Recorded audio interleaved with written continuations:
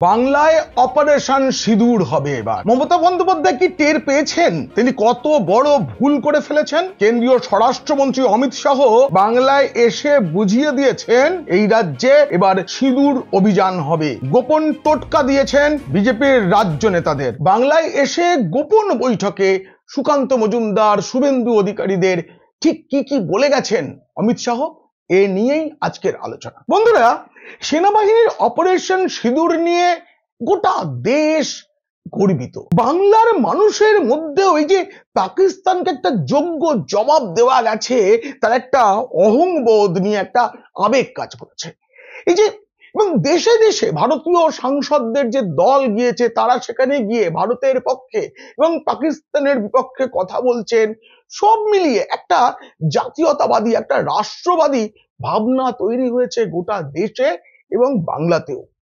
কেন্দ্রীয় সরকার, প্রধানমন্ত্রী নরেন্দ্র মোদী এবং ভারতীয় সেনা এই যে যা করেছে, তাতে প্রথমবার দেশে পাক অধিকৃত কাশ্মীর আমরা আবার দখল করে নেব, এই স্বপ্ন দেখা শুরু করেছে ভারতবাসী। আর বাংলায় তাই সেনা নয়, রাজনৈতিক সিঁদুর অভিযান চাইছেন অমিত শাহ।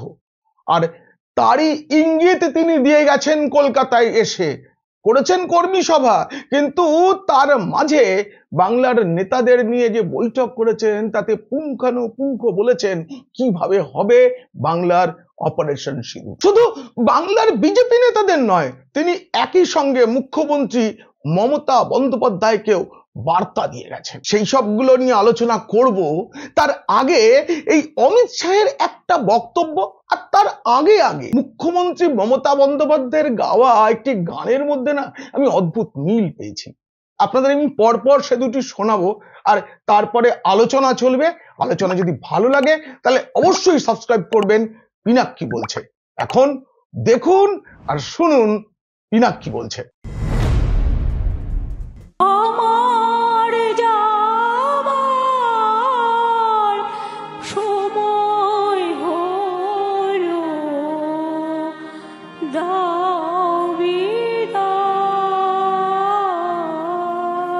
কদিন আগেই রাজ্যে এসেছিলেন কেন্দ্রীয় স্বরাষ্ট্রমন্ত্রী অমিত শাহ। এটা পুরোপুরি রাজনৈতিক কর্মসূচি ছিল তার। কলকাতায় একাধিক কর্মসূচি, নেতাজি ইন্ডোর স্টেডিয়ামে তিনি কর্মী সভাতেও যোগ দিয়েছেন।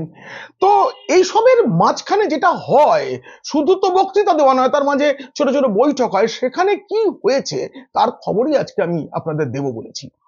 এই যে বৈঠকগুলো হয়েছে, তার প্রত্যেকটিতেই অমিত শাহ মূলত বলেছেন, কারণ এই রাজ্যের কি সমস্যা ইত্যাদি তার অবগত। রাজ্য নেতারা প্রতিনিয়ত তাকে জানাতে থাকেন এবং সেসব কিছু শুনে একটা নিখুঁত পরিকল্পনার টোটকা দিয়েছেন। শাহ বঙ্গ বিজেপির নেতাদের বলেছেন যে এই সময়টা বিজেপির জন্য একটা উপযুক্ত সময়, সেই সময়টাকে কাজে লাগাতে হবে এবং কাজে লাগানোর জন্য এখন থেকেই, এই যে 1 বছর বাকি আছে প্রায়, সেই সময় থেকেই ইলেকশন মোডে চলে যেতে হবে গোটা দলকে। এটা তিনি বলেছেন এবং এটা বুঝিয়েছেন যে তার যে রাজনৈতিক পর্যবেক্ষণ, তাতে এখন বাংলার আবহাওয়া বিজেপির অনুকূলে রয়েছে।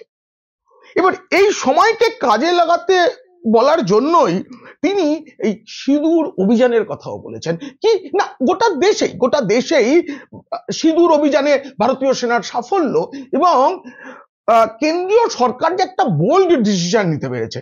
সেনাবাহিনী লড়াই করে, কিন্তু সিদ্ধান্তটাই যে সেনাবাহিনী যা খুশি করতে পারে তাদের সুবিধা মতো, ইচ্ছা মতো, এই কথাটা যে প্রধানমন্ত্রী নরেন্দ্র মোদী বলে দিয়েছিলেন, এটা বিজেপি কৃতিত্ব হিসেবে দেখাবেই, এটাই স্বাভাবিক। তার সঙ্গে এই বাংলায় সিঁদুর অভিযান একটু বাড়তি রাজনৈতিক বার্তা নিয়ে আসবে। প্রধানমন্ত্রী নরেন্দ্র মোদী যখন আলিপুরদুয়ারে সভা করলেন অমিত শাহের আসার আগে, তখন তিনি 5টা সংকটের কথা বলে গেছেন। হিংসা, দুর্নীতি, মহিলাদের উপর অত্যাচার, বেকারত্ব এবং গরিবের অধিকার ছিনিয়ে নেওয়ার যে রাজনীতি বাংলায় চলছে, মানে আবাস যোজনা, 100 দিনের কাজ, এসব জায়গায় এবং গ্রাম সড়ক যোজনা, এসব যে হতে দেওয়া হচ্ছে না বলে যে অভিযোগ রাজ্যের বিরুদ্ধে, এবং এখানে আয়ুষ্মান যোজনা কাজে লাগানো হচ্ছে না, এসব নিয়ে মূলত বিজেপির 5টা দিক ঠিক করে দিয়ে গেছিলেন মোদী। যে এই 5টা বিষয় নিয়েই আর আগামী 1 বছর রাজনীতি হবে, ভোটের রাজনীতি হবে। কিন্তু তার সঙ্গে এই রাজ্যের যিনি সেনাপতি হবেন, আপনাদের মনে করিয়ে দিই যে অমিত শাহ আরো 6 মাস আগেই জানিয়ে দিয়েছিলেন বাংলার বিজেপিকে যে এবার পশ্চিমবঙ্গের বিজেপির যে লড়াই, ভোটের লড়াই হবে নবান্ন দখলের জন্য, তার নেতৃত্ব দিতে অমিত শাহ দায়িত্ব নেবেন। এবং তিনি আরো 2টো বিষয় এর সঙ্গে যুক্ত করেছেন। একটা হচ্ছে অনুপ্রবেশ, আরেকটা হচ্ছে হিন্দুদের ওপর অত্যাচার, যেটা মুর্শিদাবাদে ঘটেছে। এবং অনুপ্রবেশ সেটাও স্বরাষ্ট্রমন্ত্রী তার বিষয়, বিএসএফ কে এই রাজ্য সরকার যে জমি দিচ্ছে না ইত্যাদি নিয়েও তিনি সরব হয়েছেন এবং তিনি সেটা সংসদেও বলেছেন। এবং এ রাজ্যে বিএসএফ এর কি কি সমস্যা তা নিয়ে আমি পরে একদিন আলোচনা করব। কিন্তু এখন তিনি যে চ্যালেঞ্জটা নিয়েছেন এবং সেই চ্যালেঞ্জটা মুখ্যমন্ত্রীর দিকেও ছুড়ে দিয়েছেন, সেটা কি না, অমিত শাহ মনে করেন টিএন সেশন যবে নির্বাচন কমিশনার হয়েছিলেন, মুখ্য নির্বাচন কমিশনার, তখন থেকেই গোটা দেশে আস্তে আস্তে আস্তে আস্তে সন্ত্রাস মুক্ত ভোট শুরু হয়ে গেছে। বিহারের সব থেকে দুর্নাম ছিল, কিন্তু শেষ কয়েকটা ভোটে দেখা গেছে বিহারে কোনো রক্তপাত হয়নি, কিন্তু পশ্চিমবঙ্গ ভোটের আগে, ভোটের সময় বা ভোটের পরে সন্ত্রাস আর সন্ত্রাস দেখেছে। তাই তো এবার নেতাজি ইন্ডোর স্টেডিয়াম থেকে সন্ত্রাস না হলে মমতা বন্দ্যোপাধ্যায় নিজেও জিততে পারবেন না, এমন চ্যালেঞ্জটা ছুড়ে দিয়েছেন অমিত শাহ। শুনুন। दीदी हिम्मत हो तो हिंसा के बगैर, रेगिंग के बगैर चुनाव कराकर देखो, आपकी खुद की जमानत ये बंगाल की जनता जब्त कर ले। বন্ধুরা, আপনারা ভাবতেই পারেন 2021 সালে যখন নির্বাচন হয়েছিল, তার আগে যখন অমিত শাহ এসেছিলেন এই রাজ্যে, তখনও তো এইভাবে বলেছিলেন যে বাংলার ক্ষমতায় আসছে বিজেপি। এটা ঠিক যে আশানুরূপ ফল বিজেপি করতে পারেনি, কিন্তু বিজেপির বিধায়ক প্রায় ছিলই না, সেখান থেকে 77টা আসন জয় সেটাও কম ছিল না। 1 লাফে ক্ষমতায় যাওয়ার যে স্বপ্ন বিজেপি দেখেছিল সেই স্বপ্ন সফল হয়নি। কিন্তু বিজেপির বড় সাফল্য ছিল স্বয়ং মুখ্যমন্ত্রীকে হার মানতে হয়েছিল ভোটে। নন্দীগ্রামে তিনি প্রায় 2000 ভোটে হেরে গিয়েছিলেন বিরোধী দলনেতা শুভেন্দু অধিকারীর কাছে।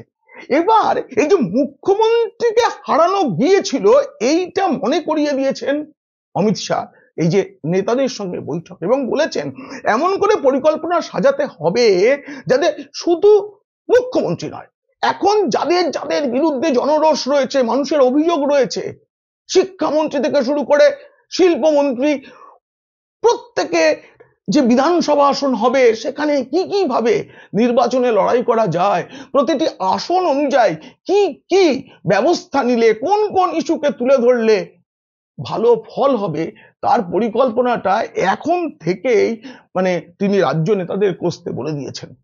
এবার সে করার জন্য একটা অপারেশন সিঁদুরের কথা এই সঙ্গেই তিনি বলেছেন।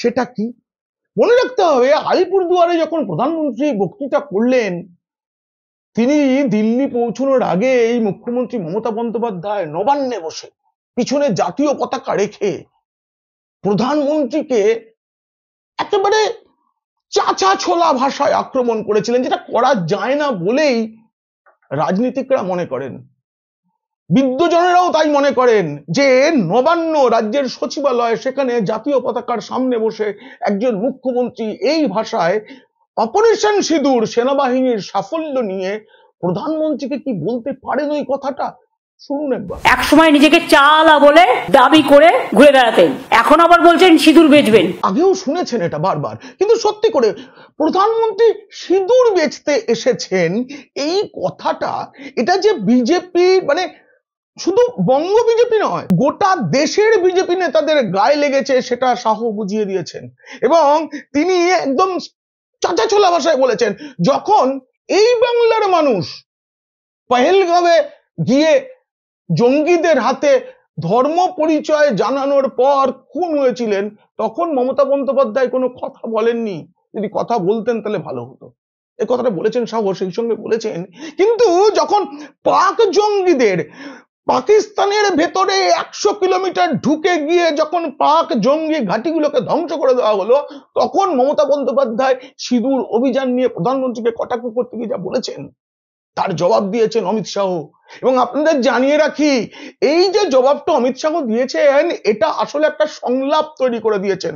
আপনারা সংলাপটা শুনুন, তারপরে বলছি এই সংলাপটা নিয়ে বিজেপিকে কি করতে বলা হয়েছে। मैं आज ममता दीदी को कहने आया हूं, आपने ऑपरेशन सिंदूर का विरोध नहीं किया, आपने इस देश की करोड़ों माताओं बहनों की भावनाओं के साथ खिलवाड़ किया है, खिलवाड़। শেষ শব্দটা শাহ বললেন না, মা বোনেদের আবেগ নিয়ে ছেলে খেলা করেছেন।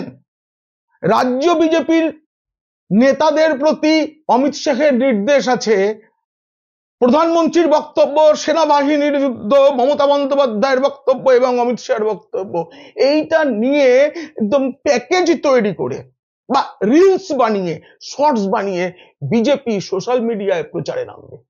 প্রত্যেকটা ঘরে ঘরে এই বার্তাটা দেওয়া হবে। সিঁদুর নিয়ে মুখ্যমন্ত্রী কি কথাটা বলেছেন, প্রধানমন্ত্রীকে আক্রমণ করতে গিয়ে তিনি সত্যিই কি মা বোনেদের আক্রমণ করেছেন, যেটা অমিত শাহ দাবি করছেন? এই প্রশ্নটা বিজেপি ঘরে ঘরে নিয়ে যেতে চাইবে। এই পরিকল্পনা ইতিমধ্যেই শুরু হয়ে গেছে বলে আমার কাছে খবর। এবং একই সঙ্গে বিজেপির যে দল রয়েছে, এইসব কাজ যারা করে তারা ইতিমধ্যেই সেরকম ভিডিও বানাতে শুরু করে দিয়েছে। এবং এই ভিডিও যদি ছড়িয়ে পড়ে, আমি জানি না যে অস্মিতা অপারেশন সিঁদুরের সাফল্যের পর গোটা দেশ এবং বাংলার মানুষের মধ্যে তৈরি হয়েছে সেটা বাড়বে কিনা। যদি বাড়ে তাহলে মমতা বন্দ্যোপাধ্যায় তথা তৃণমূলের জন্য চিন্তা আছে। বাংলায় যে লক্ষ্মীর ভান্ডারের আনুকূল্যেই তৃণমূলের ভান্ডার ভরে, এ কথাটা অমিত শাহ জানেন। তিনি তাকে অনেকে চাণক্য বলে, ভোটের অঙ্ক তিনি করতে পারেন। কখনো মেলে না আলাদা প্রশ্ন, কিন্তু অনেকে বলে তিনিই নাকি চাণক্য এই যুগের। কিন্তু এই মহিলাদের কাছে বিজেপি যাতে বেশি করে যায় সেই নির্দেশটা অমিত শাহ দেওয়ার পাশাপাশি বলে দিয়েছেন যে কি আর্জিটা মানুষের কাছে জানাতে হবে, মহিলাদের কাছে জানাতে হবে, রাজ্য নেতাদের, কর্মীদের, সকলকে। সেটা তিনি কি বলতে হবে সেটা নেতাজি ইন্ডোরে আগেই বলে দিয়েছেন। পরে বৈঠকে বলেছেন ঠিক এই ভাষায় আক্রমণ করতে হবে। আপনারা শুনে নিন শাহ সেদিন লক্ষ্মীর ভান্ডারের প্রাপকদের উদ্দেশ্যে আসলে কি বলেছেন। और मैं बंगाल की मातृशक्ति को भी अपील करने आया हूं, आने वाले चुनाव में ऑपरेशन सिंदूर पर सवाल उठाने वाली ममता जी को सिंदूर की कीमत बंगाल की माताएं बहनें जरा समझा दे, सिंदूर का अपमान करने का क्या मतलब। বুঝিয়ে দেবেন সিঁদুর নিয়ে প্রশ্ন তুললে কি হয়। এই বুঝিয়ে দেওয়ার কাজটাই রাজ্য নেতাদের করতে হবে বলে টোটকা অমিত শাহের। কিন্তু রাজ্য বিজেপির নেতারা কি করবেন, কতটা করবেন সেটা আমি বলতে পারবো না, এবং তাদের কি করা উচিত সে পরামর্শ দেওয়াও আমার কাজ নয়। তবে অমিত শাহর সাথে ওই বৈঠকে বা কথাবার্তায় যারা ছিলেন তাদের মধ্যে একজন বলছেন, সত্যি এই রাজ্যে এখন অনুকূল আবহাওয়া আছে, আমরা যদি 1 বছর ধরে রাখতে পারি তাহলে সমস্যা হবে তৃণমূলের, এটা আমরাও বুঝছি। কিন্তু পারবে কি বিজেপি, এ নিয়ে কিন্তু প্রশ্ন আছে।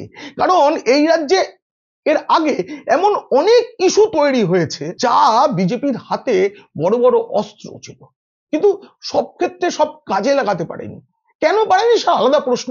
কিন্তু এবার বিজেপিকে যে তেড়ে ফুড়ে লাগতে হবে 2026 সালের বিধানসভা ভোটের জন্য 1 বছর আগেই সে কথাটা বলে দিয়ে গেলেন অমিত শাহ। আপনাদের আরো একটা বিষয় জানিয়ে রাখি যে এই যে 26,000 চাকরি চলে গেছে, ডিএ মামলার হার, কেষ্টর গালাগাল কাণ্ড, এসব নিয়ে সাধারণ মানুষের মধ্যে একটা প্রতিক্রিয়া তৈরি হচ্ছে সমাজ মাধ্যম। সবে তো মুখ্যমন্ত্রী মমতা বন্দ্যোপাধ্যায় তথা তার যে দল এবং তার যে নবান্নের টিম, মুখ্যমন্ত্রীর সচিবালয়, তারা নজর রাখে, তারা বুঝতে পারছেন প্রতিক্রিয়া কোন দিকে। আপনারা খেয়াল রাখবেন যে মুখ্যমন্ত্রী কিন্তু একটু সমঝে চলছেন, বোঝা যাচ্ছে তিনি বেশ ঘেটে রয়েছেন। এবং তার জন্যই দেখবেন যে ওয়াকফ আন্দোলন, কত কিছু করা হবে, আস্তে আস্তে রাজ্য সরকার ভুলেই গেছে, তৃণমূল ভুলেই গেছে ওয়াকফ সংশোধনী আইন কেন্দ্রীয় সরকার চালু করে দিয়েছে।